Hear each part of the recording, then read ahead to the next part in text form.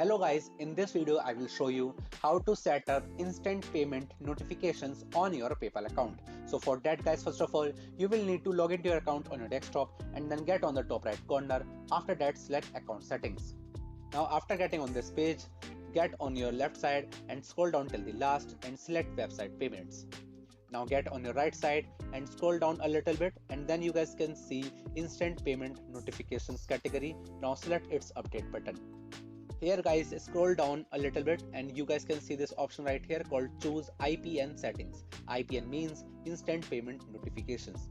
So select this button and here scroll down and you just need to select this option right here called receive IPN messages enabled and then select on save button.